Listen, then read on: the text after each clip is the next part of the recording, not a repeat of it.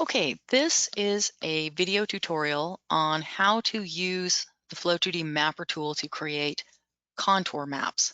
So I chose this cool little project of some terraced berms in Iowa to kind of define the process of developing flood depth contours. This is the elevation contour. So you can see that it's pretty standard contour mapping as far as these terraced fields go, because they're just very distinct and isolated in their elevation contours. And so it's relatively easy to get some decent contour mapping out of this. So this is just your ground surface elevation. I've already done all of the mapping in here, but the way that you get your contour mapping is you start out with the maximum flow depth, which is just the grid element map.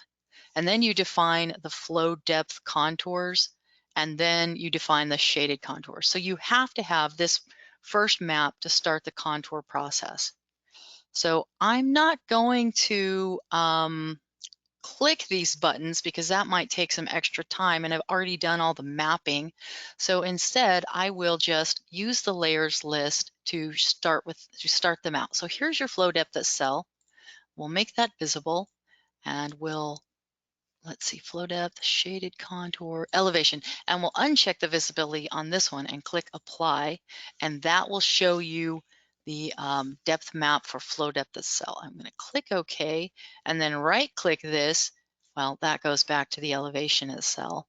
But if you had your flow depth of cell, you would be able to set the max and min of all of the cells, or all of the all of the flow depths that you actually want to see on this, and click OK, and it would recalculate this plot and update the shapefile by eliminating some of the depths you don't want to see. In this case, I have some depths over here that are like really high because I had a piece of this that I didn't put an outflow node on. So this is the depth map.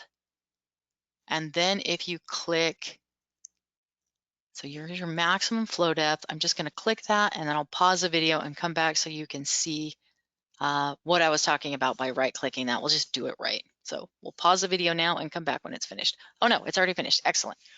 So if you right-click this, you can limit your depths to something like 0.01, and that would kind of take out that initial abstraction down to 0.003 meters or feet or whatever. So I'm going to cancel this, and then we will pick up the next map, which is the maximum flow depth contour. And if I need to pause the video, I will, because this can take some time to calculate these contours. But since I've already done this, I've already calculated them, I'm hoping it won't take that much time.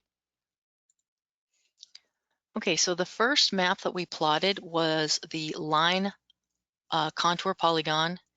And so any of these polygons, you can see that this is the change in depth based on the default settings of the polygon. If you right-click the map, actually, this is the change in depth per the contour values that I have allowed it to do. So in this case, we'll admit the lower contour, which goes from 0.003 meters elevation depth to 0.01 meters.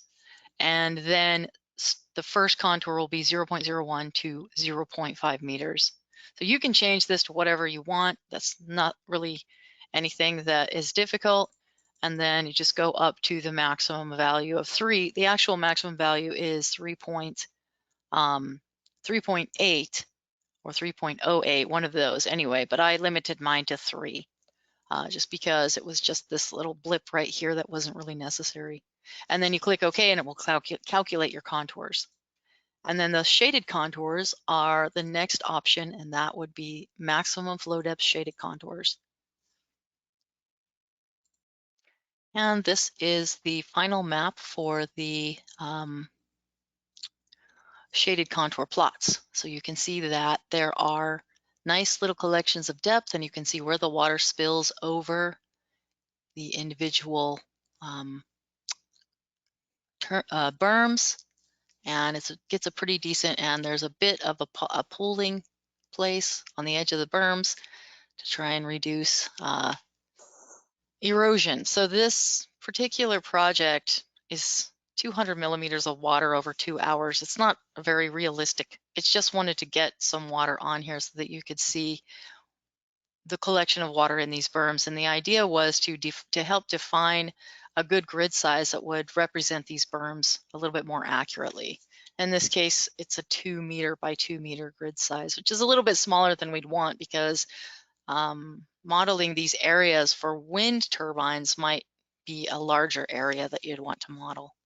Anyway, so in this case, we can use the map to create the contours, and we can also use the exclusion polygons to try and maybe isolate or narrow down some areas where the contour mapping is kind of maybe overstepping its bound. So let's say, for example, if there was a small berm along this road that wasn't quite being picked up by the elevation, and so there was a spillover on the contour in this area, you could isolate that with the exclusion polygon. So I'm going to create an exclusion polygon along this roadway just to kind of see what it will do to this particular contour. And then I'll double click to close it, and then I'll click Tools and apply the exclusion polygon to the current graph. So I just click OK, and that will start the process. And as you can see, it's very simple. It just edits out or deletes out that polygon by intersecting the two polygons and deleting the sliver that remains. You can do the same thing in ArcGIS. So just like any other process, anytime that I'm finished mapping something, Mapper does a fairly decent job of creating these contours, but for the final product, I usually take it into QGIS or ArcGIS or Global Mapper to create the final maps. And so anytime you build one of these maps in the channel or in the project folder, which in this case, the project folder should be Projects, Watershed with Terraced Berms, and this is the project folder right here. And you can see here that the shape files are updated anytime that you apply one of those corrections to it, and you get a fully updated shapefile with the correct contours applied to it. So contour mapping with Flow2D is relatively simple, and it can be fairly easy to get these contours, set up for your project. So that'll be it for contour mapping.